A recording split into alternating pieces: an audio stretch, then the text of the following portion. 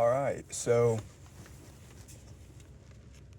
around here, right, we had Ashland is a very special community because of our industrialization, right?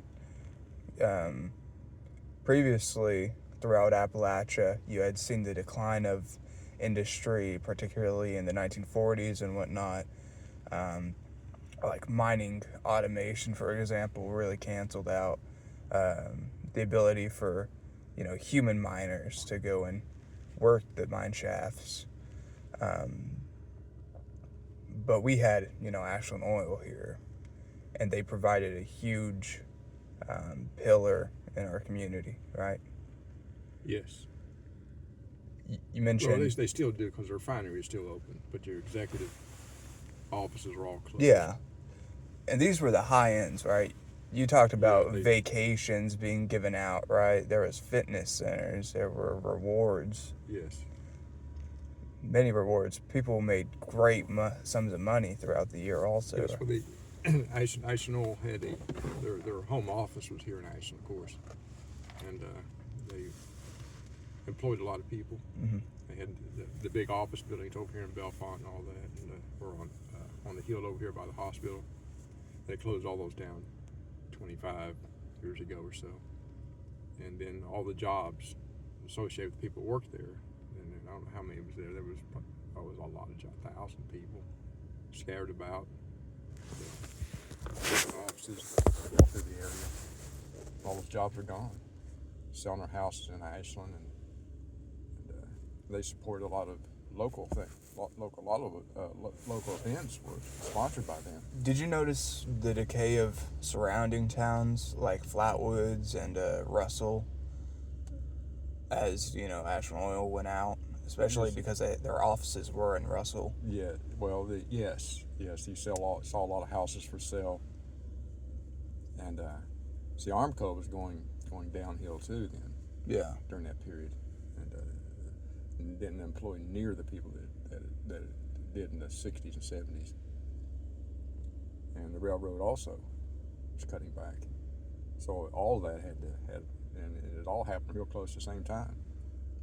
So there's a lot of the job I had, I saw it because we you see people moving out. I was out every day driving on the streets and everything, running service calls for a cable TV company. And I saw houses for sale everywhere, and it was really sad. So, but before that wasn't mining of iron big around here also? Didn't see it around here. Not in my time. I don't ever remember seeing iron being all the Armco went through a lot of stuff there. They were bringing trains in there like they were running 24 hours a day running trains in there. Yeah. And of course you had Cement Salt in Ashland that produced the coke for them to burn at Armco, them melted steel. Hmm. And, they were real big in Ashland. There was a big plant up in Ashland. It's torn down now, but it was huge, and they employed a lot of people there. And it shut down, about the time that Armco started declining 25 years ago, 25, 30 years ago. It was a long, slow process of decline. It just happened one day. Did you notice any pollution in the environment, such as smog or like a flooded mine shafts, for example? Well, what you noticed when you go by Armco, and they were always spitting out stuff out of those furnaces. Was always coming out of there. You park your car, my car, or our vehicles are right there. Worked very close to Armco Steel. Yeah. That's where our office was, and your car was always covered with that stuff. You just expected it to be covered with that fallout from those stacks.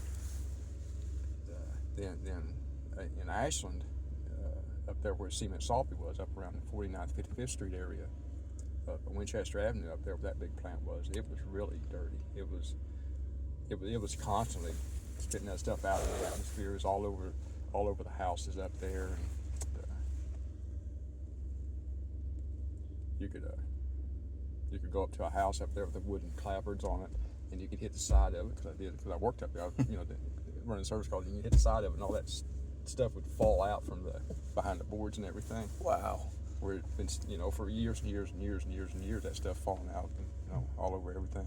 Do you know of anyone, or did you yourself have any lung issues breathing because of it? It wasn't really like that. It was more just particles falling out that were being burnt there in those furnaces and everything to make those processes that making turning coal into coke, and it was more of a fallout stuff. You could see it in the air.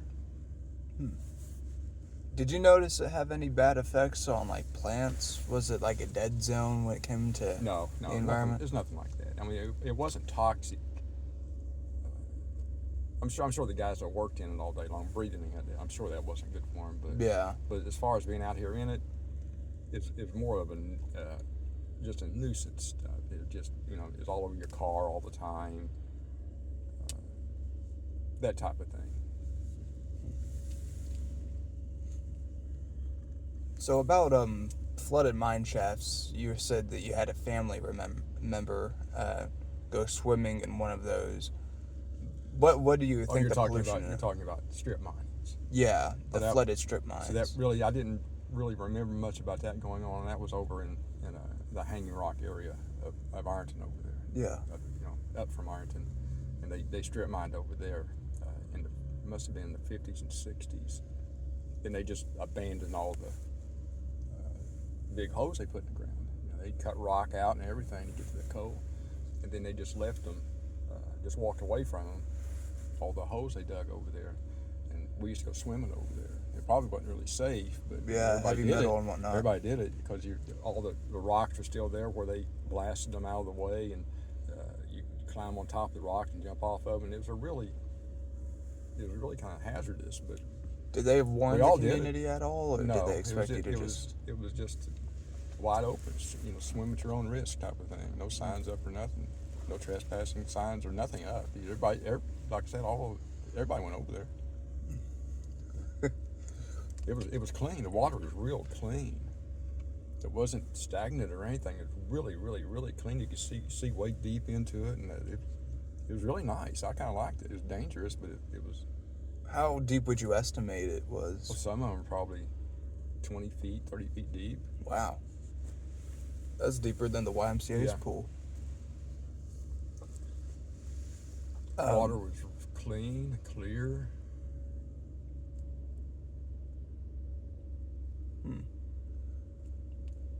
So, also, I wanted to ask, with the fallout of Ashland Oil and the loss of high-paying jobs, did you notice any, rise in obesity since, simple, unhealthy, high-calorie foods at a cheap price became I can't relate that to the loss of jobs. I think that's more of our culture change. When I was young, a teenager, I didn't see the obesity. It was nothing like it is now. Nothing like it. All the teenagers are outside doing stuff all the time, mowing lawns in the summer and washing their cars and waxing their cars, and you don't see it much anymore that way. You see these guys pulling trailers behind their trucks and cutting grass for a living. Didn't see any of that back then. You didn't even see adults cutting grass back then. It was all the teenagers cutting the grass.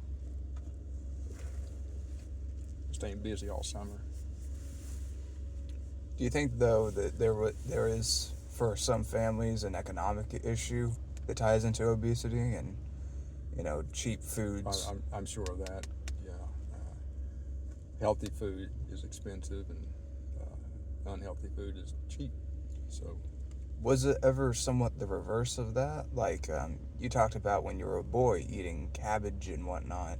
Was that your dad just wanting you all to eat healthy, or was it cheaper than eating out? My parents were Depression era, so they were frugal. Yeah. There wasn't as many restaurants back then either. That was the amount of restaurants back then is nothing like it is now. McDonald's, there was one McDonald's around here, no Burger Kings, no Bob Evans, none of those existed. So we never ate out. Did all the mom and pop shops die as the Ashland Oil went out and this area just lost its workforce? I don't recall paying much attention to that. I know that they laid a lot of people off. Yeah. But I'm sure Oh, you yeah. saw the closing of many shops, Yeah, right? they come and go. Small businesses just come and go. They always have. They don't survive long, do they? No, most of them don't survive long. Does the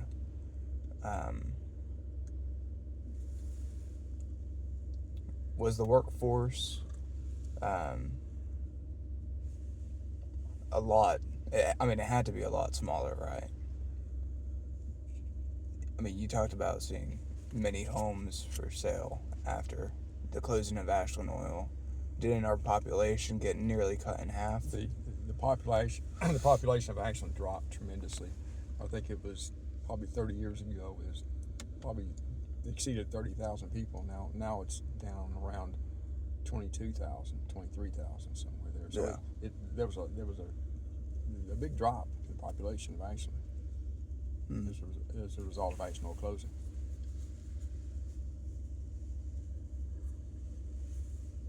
Well, that's about it. Well, thank you for your thoughts. You're welcome.